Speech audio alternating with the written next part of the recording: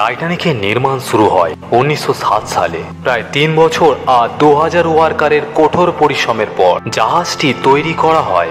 জাহাজটি সম্পূর্ণরূপে তৈরি হয়ে যাওয়ার পর শুধু বাকি ছিল টেস্ট করার কাজ। জাহাজ কোম্পানি তখনই আত্মবিশ্বাসের সঙ্গে গর্ব করে যখন জাহাজটি যথাভাবে টেস্ট পাস করে। টেস্ট রেজাল্টের পর গোটা বিশ্বের নিউজের মাধ্যমে মার্কেটিং করা হয়, যার হেডিং ছিল আনসিকেবল টাইটানিক, অর্থাৎ জীবনে না ডুবা জাহাজ তৈরি করা হয়েছে।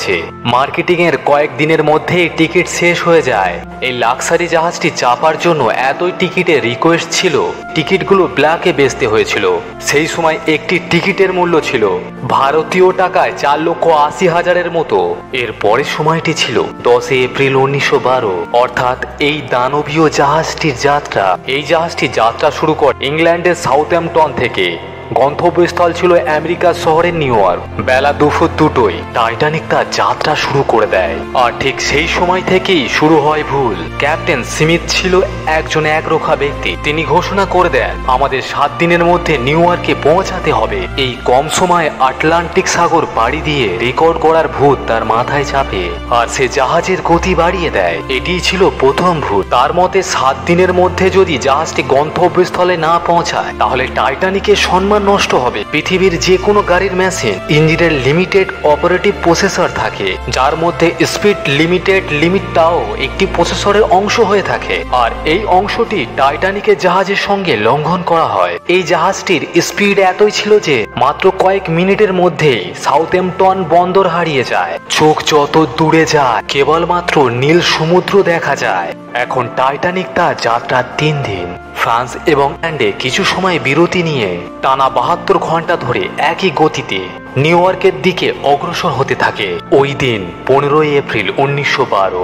সমুদ্রের চতুর্দিকে কুয়াশায় আচ্ছন্ন ছিল, যার কারণে ভিজিবিলিটি অনেক কম হয়ে যায়, চতুর্দিকে ব্লার হয়ে যায়। ওই সময় আরেকটি জাহাজ, যে কিনা টাইটানিকের থেকে কিছু মিটার আগে ছিল, ওই জাহাজের ক্যাপ্টেন ওয়্যারলেস রেডিওর মাধ্যমে টাইটানিক জাহাজকে সংকেত দেয় যে তাদের সামনে প্রকাণ্ড হিমশৈল রয়েছে। এক্সপার্টরা বলেন এই সংকেত প্রায় 6 বার দেওয়া হয়, কিন্তু টাইটানিক জাহাজের ক্যাপ্টেন স্মিথ এই ইম্পর্টেন্ট মেসেজটি ইগনোর করে। তাদের কাছে এটা নর্মাল হলেও এই ভুলটি ছিল জাহাজ ডুবার দ্বিতীয় কারণ। তাছাড়া টাইটানিক সেই সময় লাক্সারি জাহাজ হওয়ার কারণে জাহাজের ফার্স্ট ক্লাসে অনেক ভিআইপি ছিল, আর ওয়ার্কাররা তাদের সেবায় ব্যস্ত থাকায় এই সংকেতটি কেউ লক্ষ্য করেনি। যদি এই সিগন্যালটি সিরিয়াসলি নেওয়া হতো তাহলে টাইটানিক তার নির্দিষ্ট সময়ের আগেই হয়তো গন্তব্যস্থলে পৌঁছে যেত। আজ কিন্তু এই পর্যন্তই। ক্ষমা করবেন বন্ধুরা, এটা সম্পূর্ণ ভিডিও নয় টাইটানিক জাহাজ ডোবার। আর যদি আপনি জানতে চান পৃথিবীর সবচেয়ে বড় জাহাজ টাইটানিক ডুবে যাবার আসল রহস্য, আসল কাহিনী, তাহলে অবশ্যই আমাকে কমেন্ট করে জানান। যদি আপনাদের রিকোয়েস্ট এবং কমেন্ট আসে তাহলে অবশ্যই পরবর্তী ভিডিওতে আপনি সম্পূর্ণ ভিডিওটি দেখতে পাবেন। তো বন্ধুরা, পরের ভিডিওতে আপনি জানতে পারবেন 111 বছর আগে পৃথিবীর সবচেয়ে বড় এই দানবীয় জাহাজটির সম্পূর্ণ যাত্রা কেমন ছিল এবং কেন টাইটানিক জাহাজ ডুবে গিয়েছিল, সেই রাত্রে এমন কি হয়েছিল।